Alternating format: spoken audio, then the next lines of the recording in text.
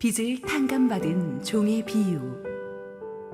마태복음 18장 21절에서 35절 말씀입니다. 그때 베드로가 나와 이르되 주여, 형제가 내게 죄를 범하면 몇 번이나 용서하여 주리이까? 7번까지 하오리이까? 예수께서 이르시되 내게 이르노니 7번뿐 아니라 7번을 70번까지라도 할지니라.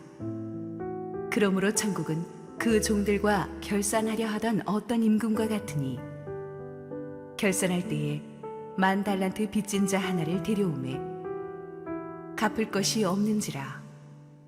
주인이 명하여 그 몸과 아내와 자식들과 모든 소유를 다 팔아 갚게 하라 하니, 그 종이 엎드려 절하며 이르되 내게 참으소서, 다 갚으리이다 하거늘 그 종의 주인이 불쌍히 여겨 놓아 보내며 그 빚을 탕감하여 주었더니, 그 종이 나가서 자기에게 100데나리온 빚진 동료 한 사람을 만나 붙들어 목을 잡고 이르되 빚을 갚으라 하매, 그 동료가 엎드려 간구하여 이르되 나에게 참아주소서, 갚으리이다 하되 허락하지 아니하고 이에 가서 그가 빚을 갚도록 옥에 가두거늘 그 동료들이 그것을 보고 몹시 딱하게 여겨 주인에게 가서 그 일을 다 알리니, 이에 주인이 그를 불러다가 말하되 악한 종아, 내가 빌기에 내가 내 빚을 전부 탕감하여 주었거늘 내가 너를 불쌍히 여김과 같이 너도 내 동료를 불쌍히 여김이 마땅하지 아니하냐 하고, 주인이 노하여 그 빚을 다 갚도록 그를 옥졸들에게 넘기니라. 너희가 각각 마음으로부터 형제를 용서하지 아니하면 나의 하늘 아버지께서도 너희에게 이와 같이 하시리라. 할렐루야. 우리 하나님께 감사와 영광의 박수 올려드리겠습니다. 축복된 추수감사절 주일 현장 예배에 나오신 성도님들과 지금 실시간 온라인 생방송으로 함께하고 계신 국내 모든 성도님들에게 하나님의 은혜가 충만하게 임하기를 원합니다. 우리 함께 한번 기도하시고 말씀 보겠습니다. 하나님, 은혜를 감사합니다. 오늘도 주님께서 주신 은혜의 말씀을 나눌 때 주님, 부족한 종을 감추시고 우리 주님 홀로 영광받아 주시옵소서. 예수님 이름으로 기도했습니다. 아멘. 우리 크리스천들에게 있어서 가장 실천하기 힘든 주님의 명령이 있다면 원수를 사랑하라입니다. 그 말을 더 줄이면 용서하라입니다. 우리가 은혜 받고 애지간한 일은 다 합니다. 교회 주차 봉사도 하겠고, 헌금도 하겠고, 가난한 이웃도 없는 구제도 하겠고, 성가대도 하겠고, 이런 것도 다 하겠는데 용서하는 건 정말 어렵습니다. 나를 배신하고 떠난 사람, 내게 말과 행동으로 상처를 준 사람, 다른 사람들에게 나를 거짓으로 음해해서 나의 앞길을 막은 사람, 용서하기 정말 어렵습니다. 어려운 정도가 아니라 5년, 10년이 지난 일인데도 가끔씩 그 일이, 그 사람의 얼굴이 악몽에서 떠올라서 가위에 눌리기도 하죠. 여러분에게 지금 설교하고 있는 저도 가장 실천하기 힘든 주님의 말씀이 바로 사람을 용서하는 일입니다. 하지만 성경 말씀이 내가 힘들다고 해서 피해갈 수 있는 게 아니죠. 용서를 해보려고 하신 분들은 다 공감하겠지만 정말 어렵습니다. 그 힘든 거를 주님이 왜 자꾸 우리한테 하라고 명하십니까? 나를 사랑한다고 하시는 주님이 내가 이렇게 일방적으로 당하고 있는데 보복해 주실 생각은 안 하시고 왜 나한테만 용서하라고 하십니까? 과연 용서는 가능한 것입니까? 우리가 용서를 하고 안 하고가 그렇게 중요한 것입니까? 거기에 대한 답을 오늘 우리는 이 빚을 탕감받은 종의 비유를 통해 찾을 수가 있습니다. 예수님께서 이 비유를 들려주시게 된 배경은 베드로의 질문에서 비롯되었습니다. 21절, 22절 읽습니다. 그때 베드로가 나와 이르되 주여, 형제가 내게 죄를 범하면 몇 번이나 용서하여 주리이까? 7번까지 하오리이까? 예수께서 이르시되 내게 이르노니 7번뿐 아니라 7번을 70번까지도 할지니라. 그 당시 바리새인들이 보통 한 2번까지는 용서해 주라 그랬어요. 바리새인들 중에서 최고의 성자는 3번까지는 용서해 줄 수 있다고 했습니다. 그러므로 베드로 생각에는 자기가 당시 기준 3번의 2배를 넘은 7번까지라고 하면 예수님한테 칭찬을 들을 줄 알았어. 그런데 베드로는 포인트를 완전히 잘못 잡았어요. 베드로가 설정한 용서의 한계는 용서해야 된다는 마음보다는 용서하는 내가 얼마나 대단하냐, 이걸 과시하고 싶은 마음이 더 강했습니다. 베드로가 용서의 본질을 왜 이해하지 못하고 있는가 하면 숫자를 세기 시작하면 이미 용서는 용서가 아닙니다. 여러분, 자식들이 잘못할 때마다 수첩 꺼내가지고 너 578번째야 이러는 부부가 어디 있습니까? 숫자를 세기 시작하는 순간 그건 용서가 아닌 거예요. 부모와 자식 관계는 이미 그냥 용서하기로 작정한 관계이기 때문에 숫자를 잊어버렸어요. 숫자를 세고 있다는 것은 이미 용서할 의지가 없다는 얘기죠. 복수를 뒤로 미루는 것뿐이에요. 하나, 둘, 셋 이러다가 언젠가는 터집니다. 예수님께서 70번씩 7번, 490번의 용서가 이게 무슨 뜻입니까? 그러면 491번째는 보복해도 됩니까? 보통 사람은 490번까지 잘 세지도 못합니다. 저도 한 40번까지도 못 셀 것 같아요. 그냥 잊어버릴 것 같아요. 중간에. 예수님이 그 말 하시는 거예요. 그냥 잊어버려라. 세지 말라는 거죠. 용서는 하나 둘씩 카운트하는 것이 아니라 너의 삶의 습관처럼 그냥 하는 것이다. 어떻게 이렇게 살 수 있습니까? 예수님의 이 말씀에 베드로가 충격을 받아가지고 입이 쫙 벌어져 있는데 예수님이 찬찬하게 천국이 말하는 용서의 본질을 이 비유를 통해 설명해 주신 거예요. 어떤 주인에게 10,000달란트나 되는 돈을 빚진 종이 있었습니다.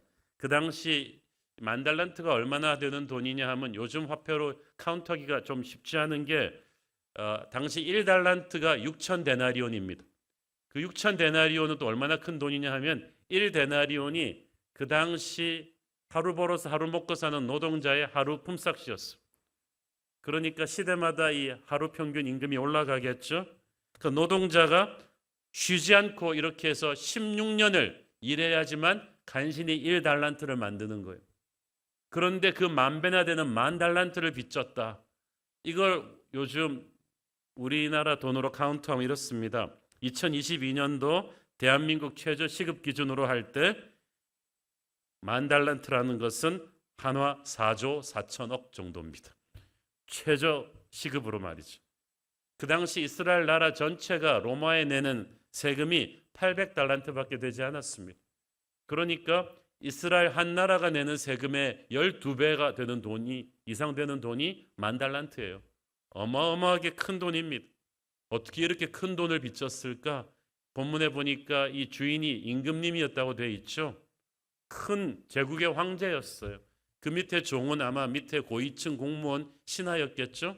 그러니까 이런 천문학적인 돈을 빚졌을 텐데 확실한 사실은 이 정도 빚은 자력으로 갚을 수가 없다는 거예요. 그래서 오직 주인에게 자비를 구하는 길밖에 없었습니다.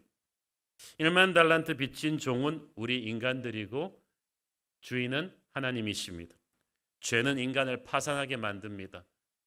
하나님 앞에 빚지게 만들죠. 우리는 죄로 인해 철저하게 파산해버려서 우리의 빚을 우리 힘으로 갚을 수가 없어요. 노력한다고 되는 일이 아니에요. 그래서 오직 하나님의 자비를 구하는 길밖에 없습니다.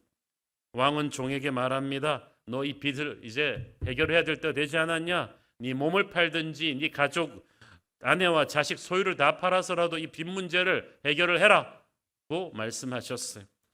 정당한 권리죠. 그렇게 다 한다고 해도 이 큰 빚을 갚을 수 없다는 것을 종도 알고 임금님도 알아요. 그러니까 이 종은 막 손이 발휘되도록 빌면서 자기를 불쌍히 여겨달라고 하는데 뜻밖의 상황이 벌어졌습니다.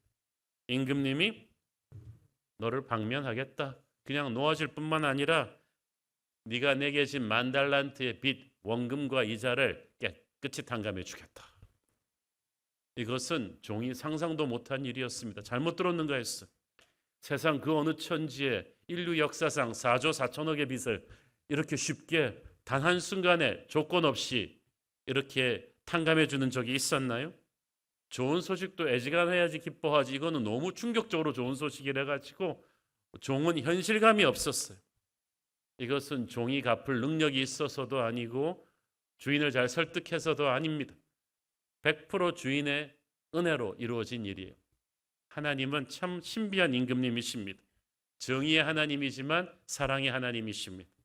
그 많은 빚을 오직 종을 불쌍히 여기는 마음으로 탕감해 줬어요. 왜? 종이 잘못을 인정하고 자비를 구하면서 빌었기 때문이죠. 우리가 우리의 죄를 자백하고 회개하면 하나님이 우리의 죄를 그렇게 용서해 주실 것입니다.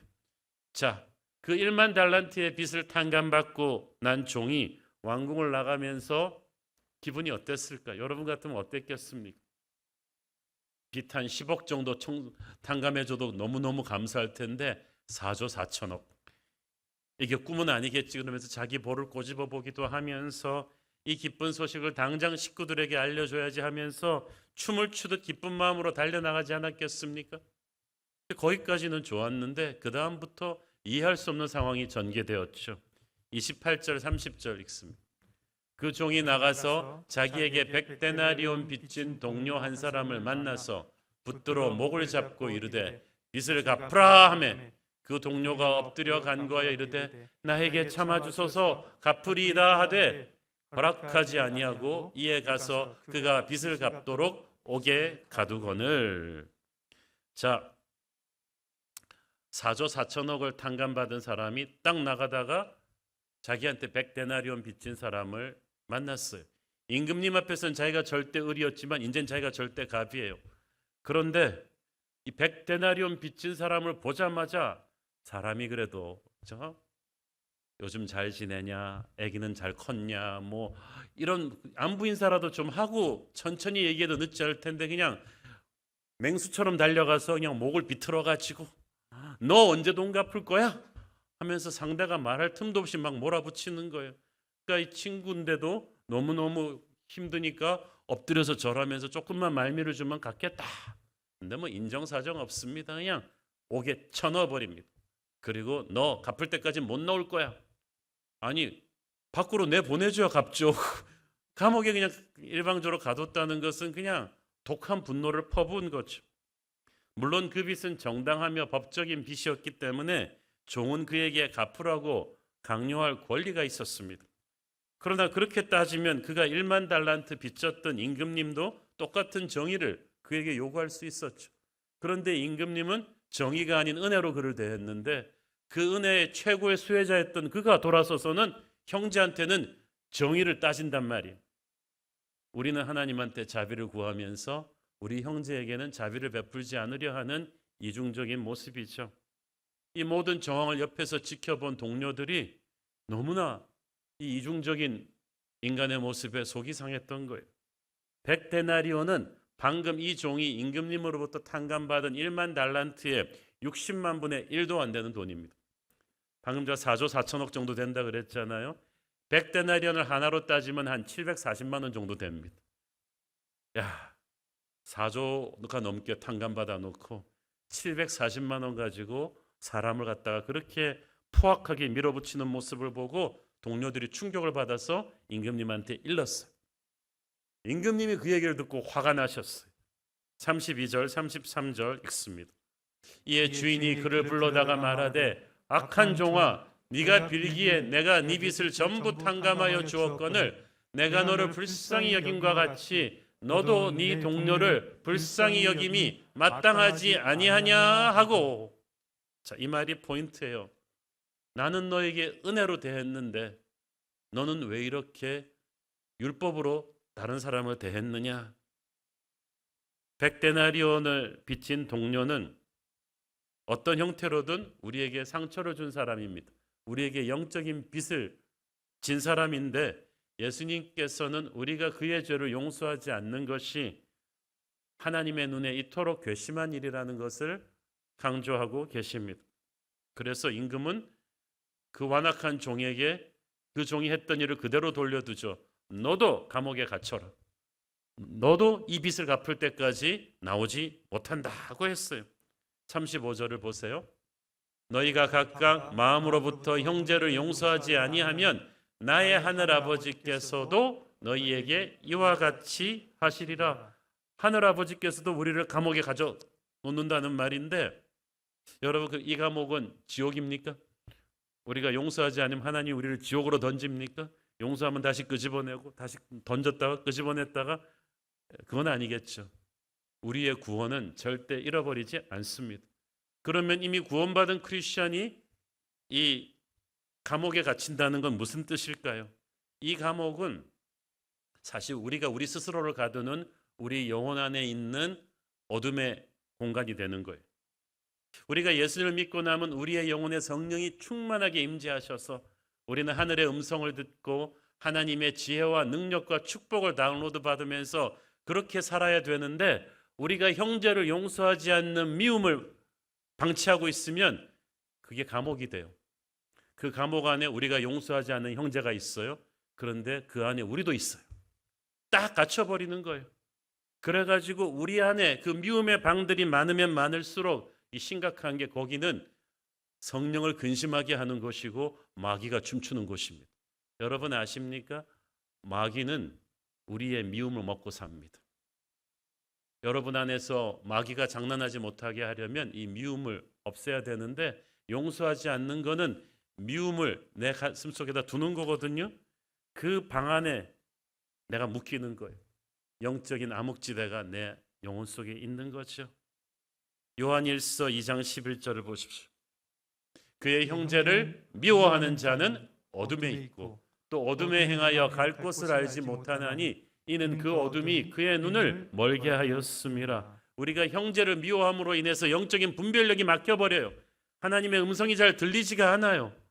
기도를 해도 하나님의 가이드를 잘 못 받겠어요. 왜냐하면은 미워하는 마음이 우리의 영성을 병들게 했어요.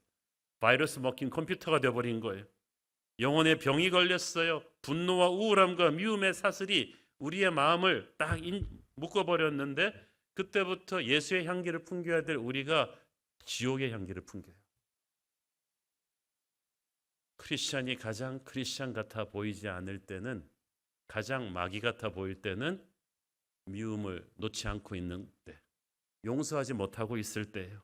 용서하지 못하고 미움을 가슴에 갖고 있으면요, 나뿐 아니라 주변 사람들한테도 부정적인 영향력을 미칩니다. 이걸 지켜보던 동료들이 너무나 속이 상해서 임금님한테 일렀다고 했잖아요. 그 동료는 같은 믿음의 형제들일 수도 있고 지켜보는 세상 사람들일 수도 있어요. 용서하지 않는 크리스천은 주변 사람들의 고개를 젓게 합니다. 그 주변에 제대로 된 사람이 없을 거예요. 용서하지 못하고 있는 여러분 옆에 남아있는 사람은 똑같은 미움의 사람들 뿐일걸요. 용서하지 못하면 자기를 파괴하고 가정을 파괴하고 교회가 파괴되고요. 그게 나라를 또 파괴시켜요. 우리나라 2부 예배 때 그 옥스퍼드 대학교 교수님이 한 분 오셨는데, 이분은 루안다의 후투와 투시족의 화해를 위해서도 기도한 분이신데, 자기 은퇴하고 기도 제목은 남과 북의 화해래요. 딸도 일본에 선교사로 가 있는데 자비량으로 한국에 오셨어요. 이 설교를 듣고 은혜를 받으시고 자기는 남과 북이 서로 용서하고 화해하는 것을 위해 기도하겠다고 했어. 우리가 민족적인 증오가 많아요. 이 개인의 증오에서부터 비롯됐겠죠. 이것을 우리 크리스찬들이 풀어줘야 돼요. 용서는 받은 은혜에 대한 감사의 힘으로 하는 것입니다. 저는 이 종이 자기에게 빚진 동료를 만나게 된 타이밍에 주목하고 싶습니다. 1만 달란트를 막 탕감받고 돌아가면서 생긴 일이거든요. 저는 예수님이 이걸 통해서 주시고자 하는 메시지가 있다고 봅니다. 은혜를 받고 돌아가는 길에 너는 어떻게 하느냐 하는 거예요. 상식적으로 그렇게 큰 빚을 탕감받았으면 새 인생이 열린 거죠. 하루 종일 춤을 추고 싶고 지나가는 꽃들이 다 예뻐 보이고 지나는 모든 사람 막 허그해주고 싶은 그런 축제의 날이잖아요. 그런데 바로 그런 축제의 날에 어떻게 겨우 100다니엘은 빚진 동료한테 이렇게 모질게 할 수 있느냐? 이해가 좀 가지를 않죠. 예수님이 조금 과장법을 쓰신 것도 있지만 그만큼 은혜를 받고 돌아가는 너희들의 월요일, 화요일, 수요일은 어떤 것인가에 대해 하나님이 관심을 가지신다는 거예요. 자, 1만 달란트의 빚을 탕감받았다는 것은 누가 내게 1만 달란트를 준 것과 마찬가지예요. 은행에 4조 4천억이 입금이 된 거예요.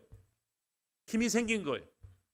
은행에 4조 4천억이 있는 사람은 100데나리온 740만 원 빚진 사람을 용서할 수 있는 힘이 있을까요? 없을까요? 수십만 명을 용서할 수 있는 힘이 있어요. 그러니까 이거예요. 이 힘은 우리 노력으로 얻어진 게 아니라 빚을 탕감해준 임금님이 선물로 주신 거예요. 용서가 어려워요. 이 세상의 코드가 아니에요. 이 세상의 의지와 노력과 힘으로는 할 수가 없어요. 하나님은 그래서 천국의 은혜를 경험하지 못한 사람에게 용서하라고 명하지 않아요. 힘이 없으니까. 하나님이 용서하라고 명하시는 사람은 십자가 보혈의 은혜로 거듭난 하나님의 자녀들이에요. 그 자녀들에게는 그 영적인 계좌에 하나님이 4조 4천억을 넣어줬기 때문에 그 은혜의 힘으로 이웃을 용서하라는 거예요. 우리가 하나님께 지은 죄는 우리 이웃이 우리에게 지은 어떤 죄보다 크지 않습니까? 그 은혜로 용서를 받았다면 그 은혜의 힘으로 용서하지 못할 형제의 죄는 없는 거예요. 그런데 왜 종은 그렇게 하지 못했을까요? 은혜를 받고 감사하지 않았기 때문에 그랬어요. 은혜를 받고 좋아만 했지 감사하지 않았어요. 감사하지 않았다는 것은 그 은혜의 영적 의미를 몰랐다는 거죠. 하나님이 내 죄를 용서해 주셨습니다. 할렐루야. 춤추는 건 누구나 할 수 있지만 나를 용서하기 위해 하나님의 아들 예수 그리스도가 십자가에서 어떻게 돌아가셨는가를 생각을 하는 거예요. 그러면 감사가 나오죠. 은혜에 대해서 제대로 감사가 나오면 그게 우리가 이웃을 용서할 수 있는 힘이 되는 거예요. 추수감사절날 그래서 제가 이 본문을 가지고 설교하는 것입니다. 우리가 감사할 게 많지만 우리를 구원해 주신 십자가의 은혜가 제일 감사하죠. 감사하다면 그 감사를 우리는 하나님께 어떻게 표현해야 될까요? 추수감사절 헌금으로? Of course. 그렇지만 더 중요한 것은 진짜 은혜가 감사하다면 이웃을 용서하기를 하나님이 기대하고 계십니다. 용서하기를 거부한다. 은혜를 받기만 하고 흘려보내지 않겠다는 거죠. 은혜는요, 받기만 하고 흘려보내지 않으면 내 영혼에 뭔가 문제가 생겨요. 완전한 기쁨이나 평화가 없어요. 영적으로 행복한데 뭔가 2%가 부족해요. 마음이 그렇게 되면 육체의 건강도 나빠지죠. 저는 이 종이 은혜를 받고 감사하지 않았기 때문에 마귀에게 틈을 주었다고 생각합니다. 마귀는 감사하지 않는 영혼에 달라붙습니다. 여러분이 은혜를 받고도 당연시하잖아요. 마귀가 달라붙어요. 그리고 달라붙은 마귀가 뭘 하느냐? 우리 속에 있는 은혜의 기억을 지웁니다. 은혜의 기억이 사라지면 이제 내가 받을 빚만 보이는 거죠. 그러니까 이웃을 용서하지 못하는 거예요. 그러므로 용서는 십자가의 은혜를 체험한 사람, 그 은혜를 제대로 감사할 줄 아는 사람이 하는 거예요. 영적으로 성숙한 사람이 할 수 있어요. 어떤 집사님이 이렇게 푸념했습니다. 목사님, 잘못하긴 그 인간이 잘못했는데 주님이 왜 회개는 나한테 시키시는지 모르겠어요. 내가 먼저 회개하고 내가 먼저 용서하라고 하는데 이건 완전히 나만 손해보는 장사 같아요. 제가 말씀드렸어요. 그건 집사님이 더 영적으로 성숙하기 때문이에요. 집사님이 더 십자가의 보혈의 은혜를 알기 때문이에요. 그리고 이거 절대 손해보는 장사 아닙니다. 삼촌 아브라함과 조카 롯들 사이에 다툼이 벌어졌어요. 그러면 사실 인간적으로 훨씬 어린 조카 롯이 가서 용서를 구하고 화해를 청해야 될 텐데 어른인 삼촌 아브라함이 먼저 가서 용서를 구하고 화해를 청하지 않습니까? 체면 자존심 같은 거 다 버리고 롯이 그거 고맙다고나 했습니까? 그냥 쌩하고 삼촌 떠나버렸잖아요. 그렇지만 결과적으로 어떻게 됐어요? 인류는 아브라함을 기억하지 롯을 기억하지 않습니다. 하나님의 기름 부으심은 아브라함에게 왔지 롯에게 오지 않았어요. 여러분이 믿음으로 은혜의 힘으로 순종하잖아요. 손해보는 장사 아니에요. 하나님이 여러분에게 하늘의 복을 열어주실 것입니다. 먼저 용서하는 사람이 어른이에요. 영적인 어른이에요. 용서는 자유함을 얻는 것입니다. 상담 심리학자들 연구에 의하면 이번에 제가 추천한 고통스러운 기억으로부터의 치유 그 책 꼭 읽어보세요. 저한테 너무나 큰 오늘 설교의 기반이 되는 좋은 가르침을 준 책이거든요. 거기에 의하면 우리가 어떤 상처를 너무 생각하면 그 사람을, 상처 준 사람을 용서하기가 점점 더 어려워진다고 합니다. 가해자에게 상처받은 기억을 그래서 너무 많이 생각하면 안 돼요. 마귀가 계속 우리가 상처를 가지고 큐티하게 만들거든요. 그러나 우리는 상처를 그만 쳐다보고 상처를 치유하실 예수님을 바라보아야만 합니다. 내 마음의 미움의 방에 서서 그 방 안에 들어있는 그 사람을 바라보면 절대 용서가 안 되지만 예수님을 먼저 생각하고 그 사람을 잠깐 보면 용서할 수가 있어요. 우리가 예수님을 깊이 보고 그 사람은 잠깐 봐야 용서할 수가 있는데 거꾸로 해서 문제죠. 예수님은 잠깐 보고 그 사람은 깊이 보니까 용서가 안 돼요. 여러분, 우리는 예수님과 함께 내면 여행을 좀 떠날 필요가 있어요. 회복은 과거의 상처가 없었다고 부인하는 게 아닙니다. 회복은 상처를 인정하면서 예수님 앞으로 가져올 때 일어나는 거죠. 그 사람이 그 못된 말과 행동으로 여러분에게 상처를 주었을 때 그때 예수님도 그 자리에 계셨음을 믿으십시오. 그리고 이제 그 십자가 보혈의 힘으로 그 상처를 거기서 독을 뽑아내고 있음을 믿으십시오. 용서는 예수님의 치유를 경험했거나 경험하고 있는 사람만이 할 수 있는 거예요. 요셉은 형들이 자기에게 저지른 그 못된 일을 잊어버리지 않았습니다. 그렇지만 거기에서 독을 뽑아버렸어. 그러니까 형들을 용서할 수 있는 거예요. 여러분, 용서하지 않는 기억은요, 계속해서 여러분의 영혼에 남아서 여러분의 영혼을 병들게 합니다. 여러분, 그 사람이 여러분에게 상처 주는 건 딱 한 번으로 족한데 자꾸 그를 기억하고 증오함으로써 그가 계속해서 여러분에게 상처를 주게 허락하지 마세요. 용서함으로써 우리는 비로소 자유할 것입니다. 과거로부터 자유하고 내게 상처 준 가해자로부터 자유할 것입니다. 제가 존경하는 목사님이 오래전에 미국에서 신학교 다닐 때 있었던 일이에요. 그 목사님하고 그 백인 룸메이트랑 둘 다 그 지역교회 용서에 대한 세미나를 가서 듣고 너무 은혜를 받았대요. 근데 그 룸메이트가 그 다음 날 칠판을 사오더니 이름을 빽빽하게 적어놓고 그 다음 주말부터 그냥 쌩하고 어디 갔다가 오면은 저녁 늦게 들어와서 이름 하나 지우고 웃으면서 이름 하나 지우고 그 다음 주에 또 어디 갔다 와서는 또 웃으면서 이름 하나 또 지우고 그 다음 주에 와서는 또 휘파람으로 찬양을 부르면서 또 지우고 한 두세 달 걸려서 마지막 이름을 지우는 그 순간에 그는 칠판 지우개를 집어던지며 I am free at last. 나는 드디어 자유했다. 나는 드디어 자유했다. I have nothing against no one. 이제 그 누구와도 응어리진 게 없습니다. 주말마다 가서 자기와 응어리진 사람을 용서해 주거나 용서를 구하거나 하면서 하나님 앞에서 은혜를 체험한 거예요. 미움은 우리를 영적인 노예로 만들어 놓죠. 용서가 우리의 영혼을 자유롭게 합니다. 그리고 나면 영혼에 얼마나 큰 기쁨이 오는지 몰라요. 요한일서 2장 10절 그의 형제를 사랑하는 자는 빛 가운데 거하여 자기 속에 거리낌이 없으니 여기서 거리낌이 없다는 말은 There's nothing in him to make him stumble. 그가 걸려 넘어질 만한 것이 없다. 그 말은 무슨 말이냐 하면 마귀가 그를 공략할 틈이 없다는 거죠. 빌미를 주지 않았다는 거예요. 할렐루야.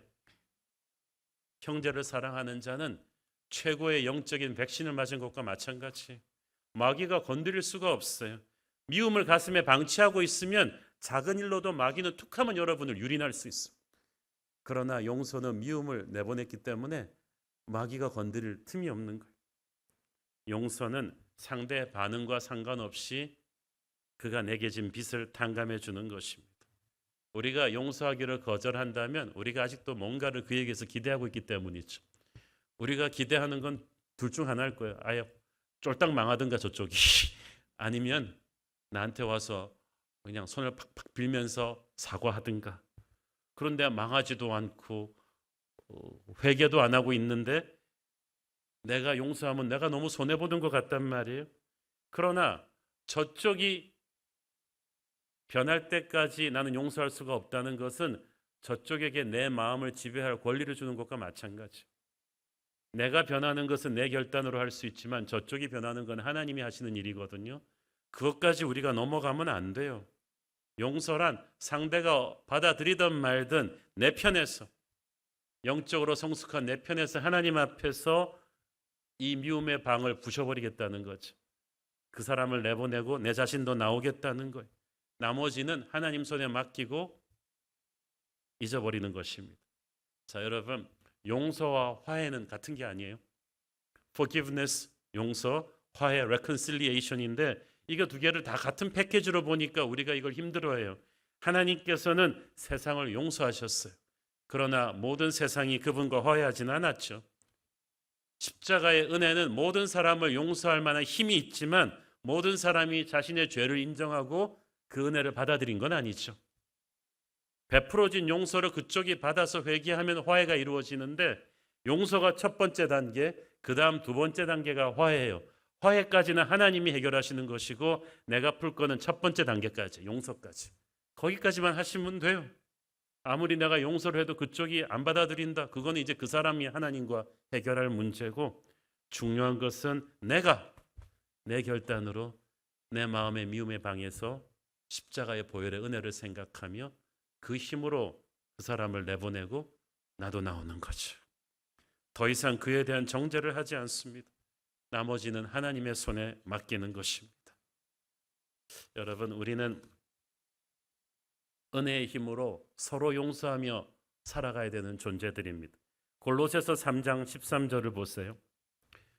누가 누구에게 불만이 있거든 서로 용납하여 피차 용서하되 주께서 너희를 용서하신 것 같이 너희도 그리하고.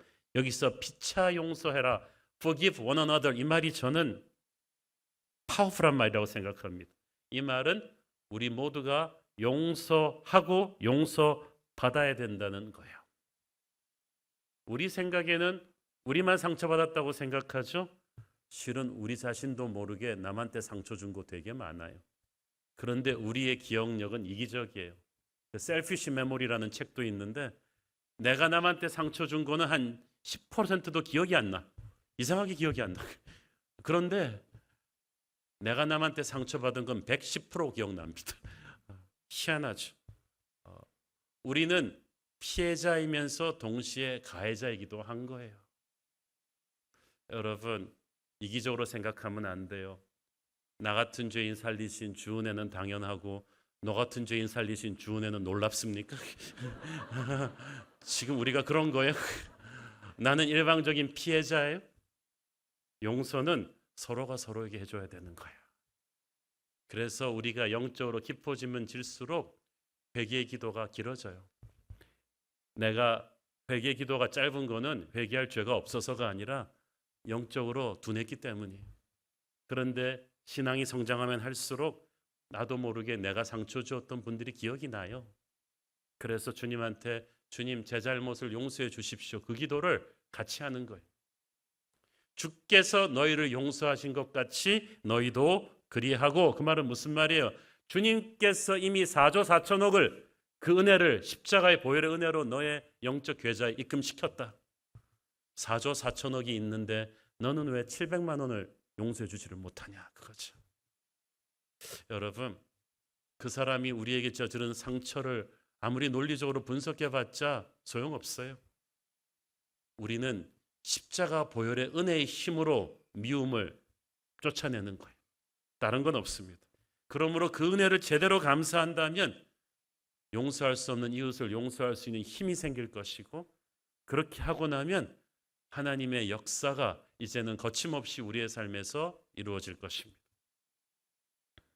1939년도에 미국 미시간주 한 시골 마을에 조아시라는 애가 태어났습니다. 그의 아버지는 동네에서 소문난 최악의 알코올 중독자였습니다. 조아시와 친구들이 보는 앞에서 아버지는 만취한 상태로 차를 몰고 들어와 남의 집 꽃밭을 엉망으로 만들어 놓기도 했습니다. 대낮에 술이 취한 채로 옷을 벗고 조아시 학교 운동장에 와서 소리 지르며 아들의 이름을 부르다가 엎어지기도 했어요. 친구들은 그런 술 취한 조아시 아버지의 추한 모습을 보면서 낄낄거리고 비웃었고, 조아시도 친구들과 같이 웃었지만 속으로는 울고 있었습니다. 뿐만 아니라 아버지는 툭하면 술이 취하면은 어머니를 때렸습니다. 자식들도 때렸습니다. 어머니는 2번이나 집을 나갔지만 어린 좌씨 때문에 다시 돌아오곤 했고 만성 우울증과 스트레스로 항상 병약하셨습니다. 좌씨의 형과 누나들은 고등학교를 졸업하면서 다시는 아버지를 보지 않겠다고 집을 떠나버렸습니다. 좌씨가 고등학생에 대해서 힘이 세졌을 때는 드디어 술 취한 아버지를 힘으로 제압해서 마구간에 쇠사슬로 묶어놓기도 했습니다. 아버지를 죽이고 싶은 마음이 한두 번이 아니었다고 했습니다. 그 스트레스로 인해서 좌씨는 말도 더듬게 되었습니다. 어머니는 아버지의 그 술 폭행에 시달리다가 좌씨가 대학을 가기 전에 돌아가셨습니다. 마지막 유언은 너는 결코 술은 한 방울도 입에 대서는 안 된다는 것이었습니다. 좌씨는 아버지를 증오하며 고등학교를 졸업하자 마을을 떠났습니다. 좋은 성적으로 대학에 입학해서 열심히 법학을 공부했는데 대학교 2학년 때 크리스천 친구들과 교수님이 좌씨를 전도했습니다. 아버지에 대한 증오심으로 상처가 많았던 그는 예수가 어디 있느냐, 예수의 부활을 어떻게 믿을 수가 있느냐고 소리소리 지르며 반발했습니다. 그렇지만 그 크리스천 교수님과 친구들은 포기하지 않고 그를 설득하다가 그래, 좌씨 그렇다면 네가 가서 예수님의 부활이 거짓말이라는 확실한 과학적인 증거를 가져와라. 그러면 우리는 더 이상 전도하지 않고 물러나겠다. 오케이. 그래서 좌씨는 미국의 모든 도서관을 쫓아다니면서 예수의 부활이 과학적으로 거짓이다 라는 걸 연구하기 위해서 최선을 다했는데 중간에 그만 예수님을 믿게 되고 말았습니다. 왜냐하면 어떤 학술 자료를 뒤져도 예수님의 부활을 거부할 수가 없었어요.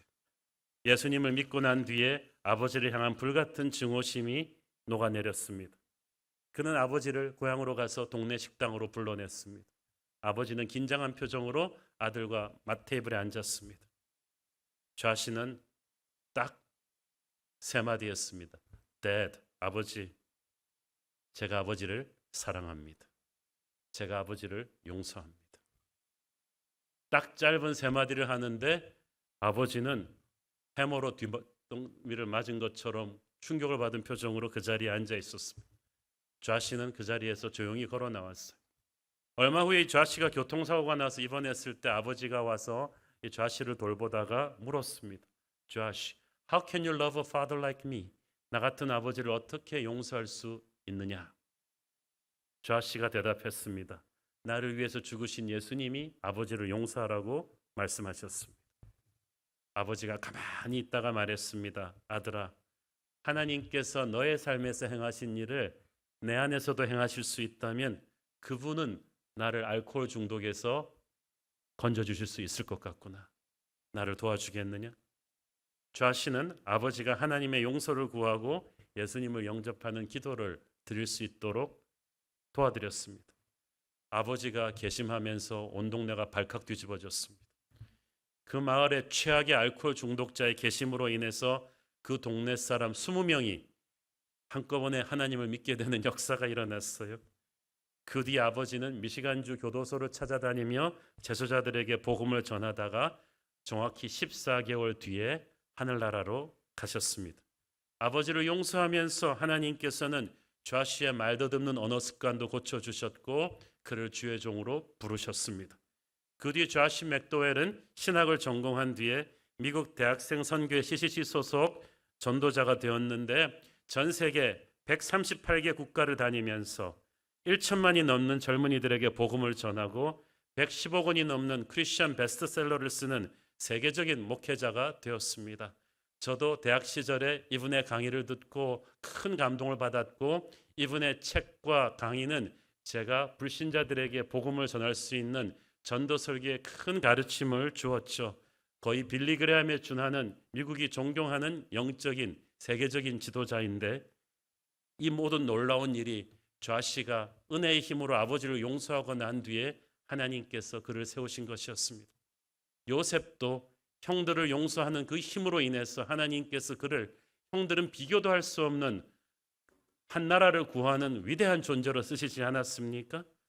여러분의 감정이 어떻든 은혜의 힘으로 용서하기로 결단하면 여러분은 여러분의 가해자와는 상상도 할 수 없는 놀라운 하나님의 쓰임을 받게 될 것입니다. 요한일서 3장 16절 시작. 그가 우리를 위하여 목숨을 버리셨으니 우리가 이로써 사랑을 알고 우리도 형제들을 위하여 목숨을 버리는 것이 마땅하니라. 여러분, 상처는 치유하려고 해서 치유되는 게 아닙니다. 상처보다 더 큰 은혜가 밀려와서 밀어내는 거예요. 용서는 내 안으로부터 흘러나오는 거지 나의 의지로 하는 게 아닙니다. 내게 상처 준 사람을 용서하려고 할 때마다 우리는 나를 용서하신 하나님의 사랑이 얼마나 큰 것인지 알 수가 있습니다. 그리고 우리는 항상 예수님의 십자가 보혈의 은혜 앞에 서야 합니다.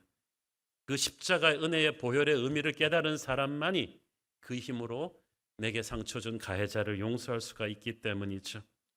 우리의 주홍같이 붉은 죄를 10,000달란트가 넘는 큰 죄를 용서하신 갈보리 십자가의 은혜의 힘을 아십니까? 그 은혜 안에 잠길 때 우리는 우리에게 상처 준 그 사람을 오늘 용서할 수가 있고, 그리고 그 사람을 지금 여러분의 영혼의 미움의 방에서 내보낼 수 있습니다. 그를 내보내는 순간 여러분도 자유하게 될 것입니다. 그리고 여러분을 하나님이 좌시 맥도웰처럼 요셉처럼 귀하게 쓰실 것입니다. 이번 추수감사절에 최고의 감사의 결단은 용서가 되기를 바랍니다. 기도하겠습니다. 주님, 은혜를 감사합니다. 우리의 주홍같이 붉은 죄를 용서하신 주님의 십자가의 은혜를 생각합니다. 그 은혜의 힘으로 아직도 내 마음속 미움의 방에 있던 그 누군가를 용서하겠습니다. 감정이 따라주지 않아도 용서하겠습니다. 그리고 주님의 은혜로 자유케 될 것입니다. 예수님 이름으로 기도했습니다. 아멘.